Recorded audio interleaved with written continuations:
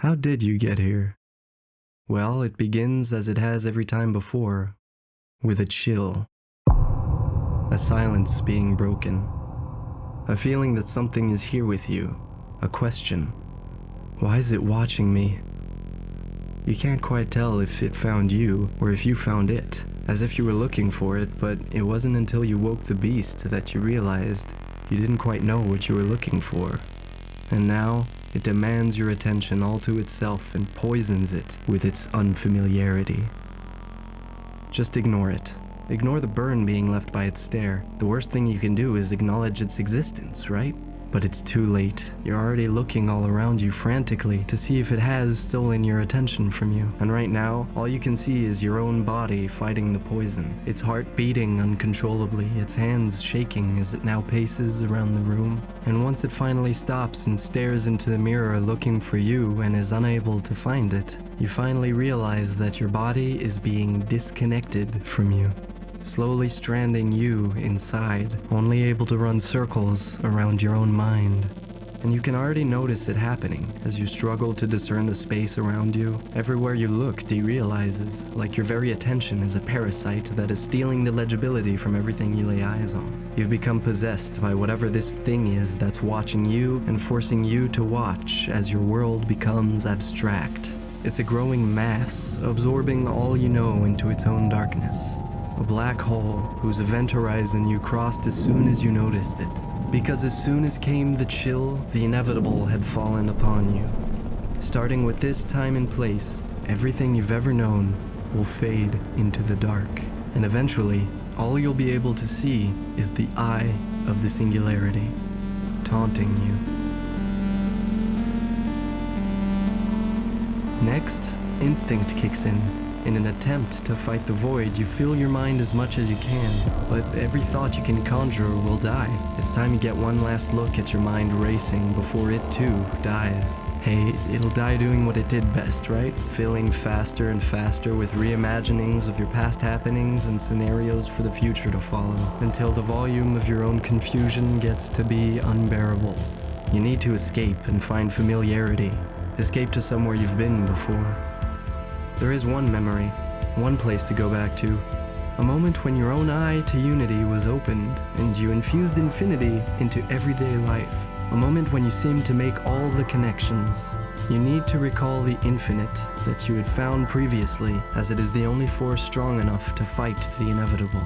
But you'd forgotten it, so you close your eyes in search of a time when you had an answer to anything, really, hoping to stumble upon the infinite somewhere in memory. Or maybe just one instant when someone you loved told you it was all going to be okay.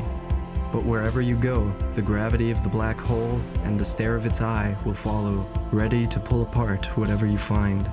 And so, you move from memory to dream in hopes of outrunning its gaze, eventually getting motion sickness from swirling so many scenes in front of your eyes. The more you look for it, the more the infinite you once knew is getting further away. So, you give up, and pour all of your remaining energy into keeping a calm face. You cannot imagine letting anyone's last image of you before the end be the simplified version of yourself you've let your body zombify into. You now have the responsibility that a dying soul has to let everyone know that you are going in peace, that there is in fact nothing to fear beyond the void. In the last minutes of being a part of the world's suffering, you must try as best you can to ease the suffering of others and say, no pain has gotten to me. I've won the game of peace and happiness before my hour came. And if no one is there to listen, fuck it. Tell it to the eye. Stare back at it, defy it, and let it know that it may have taken you, but it hasn't won at its own game, even though you know it's a complete lie. Finally, your body disconnects. You are now motionless. The dark mass has taken all you had for it to take, and now you feel it begin to consume the innermost part of you. The part that says I am will cease to exist. You fall towards the singularity, the loneliest place in the universe. And just as you feel the weightlessness, you get one last peek outside at your motionless body, now completely mindless. No longer a person, just another victim of entropy. You're nowhere. There is absolutely nothing. Nothing in the distance for you to grasp, nothing in your memory for you to remember. No friends to love you or enemies to hate you. No idea if you're even real or the half-lucid dream of some star in a sky that no one sees. Welcome to the eye of the beast, to the absolute desolation of inexistence. And just before you grow accustomed to the silence, you are subjected to a bright flash made up of every gaze that ever intruded on you. Every stare that's ever shed light on a detail you made great efforts to keep in obscurity. Every time another particle of the myth of the perfect you was swallowed into the depths of another person's pupil. The silent but malicious words of 100,000 glances in their purest form, and the most malicious of all, your own, watching from elsewhere, dissecting your every movement and saying, I don't want to be what I see when I see you. They are everyone from always, and they all see your secret. And back to nowhere, to count the slowed seconds, waiting to be studied once again. And again after that, until all the light that ever grazed you fades into meddling eyes, and all that remains is a phantom image in the minds of everyone around you. When in nowhere, you become nothing. It is here, in the finality of yourself, in the infinitely small, the infinitely dark, that the beauty of your journey reveals itself.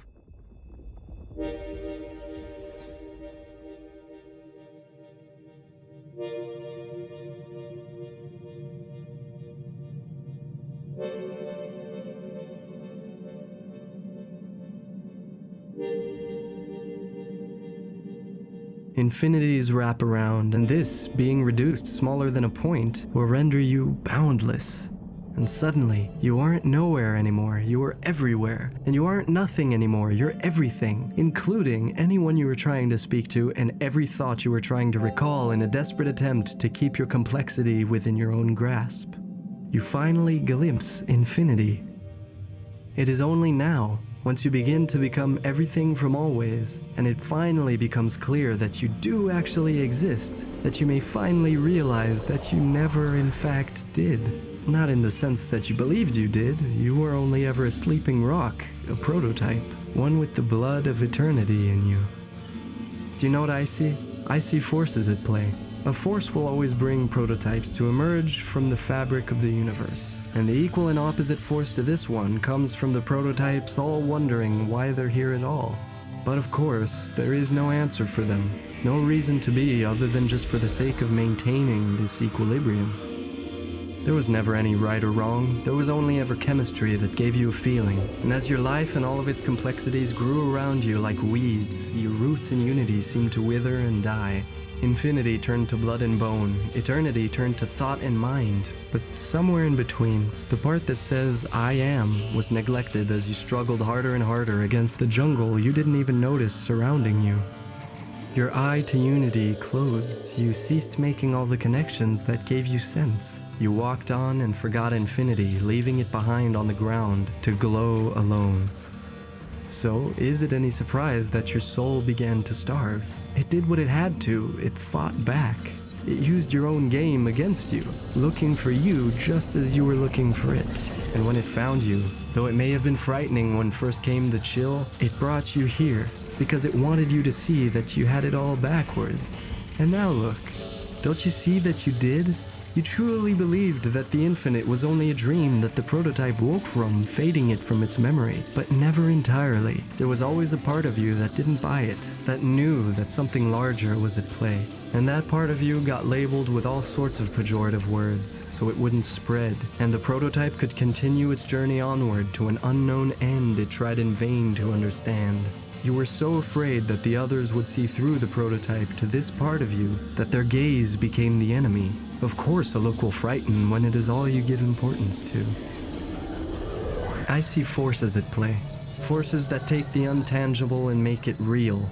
And in the same way that forces attract planets together, make water flow, and bring you to fall asleep, a force will always wake you back up, so that we may reunite once more, my friend.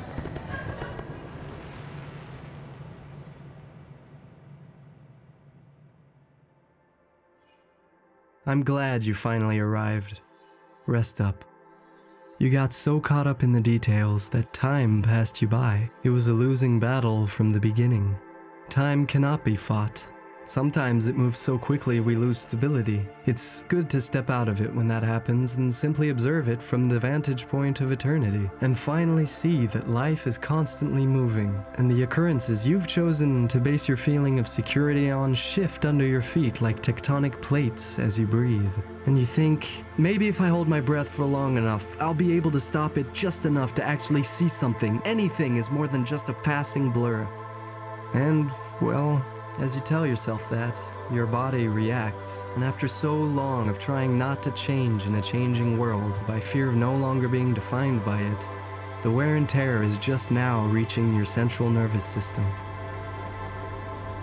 How disoriented you'll get if you believe trying to focus only on these evolving processes will bring you stability, trying to convince yourself that it is all somehow, after enough scrutiny, going to give you the most profound meaning or complex definition of yourself. But no amount of complexity will ever conjure an answer, because you're looking in all the wrong places. No dark mass was ever coming for the innermost part of you. The truth was simply revealing itself that there isn't anything behind all the layers. And whatever it is you call you reacted and put up barriers, as if to hide its own absence, prove its own existence, afraid it wouldn't be there when you went looking. So you gazed into the void expecting to see something and created a monster. You brought the beast to life. You watched it, waiting for it to meet your expectation. So naturally, it did the same to you.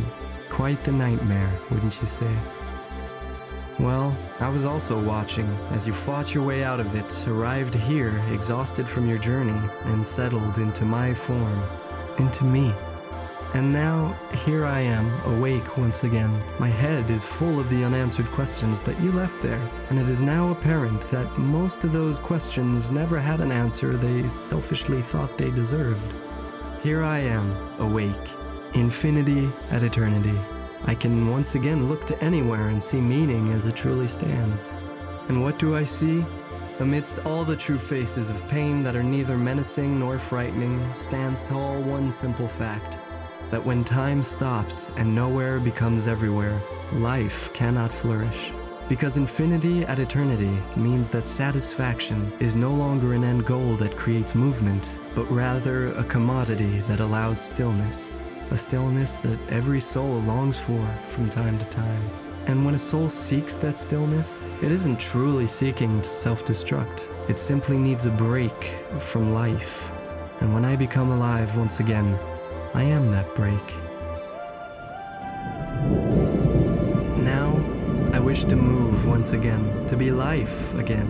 I miss having an unknown. Whether it scares me or inspires me is irrelevant, because the only thing that is not accessible to infinity or eternity is the journey of discovery. I wish to discover once again. I've reflected and iterated, and now I feel ready to rejoin the world, to be you again. I accept that making the journey back means that I'll be forgotten once again, and none of this absolute meaning and truth can come with me. After all, eternity simply cannot be translated into languages spoken by your mind. But what can be translated is a pathway to it.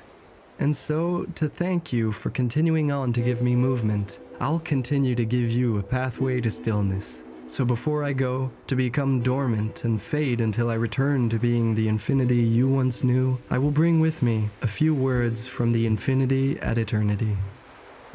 Words to be used as a guide through your next darkness. Words to serve as a reminder that your journey must be a bold one, that you should seek grand emotion and let them fully envelop you, as each one will be a mark of change being embraced. That you may still, as you always will, question why you love, but that you should allow yourself to love before the answer comes. That you should discover with which color you fluoresce under different lights. That you should be a prototype, not a model, an observer, not a critic. That you shouldn't seek a definition of self in complexity, but rather accept the simplicity of not ever being defined. That you should alter, shift, rearrange, deform, adjust, modulate, break down, and build anew with the rest of everything and everyone else in time.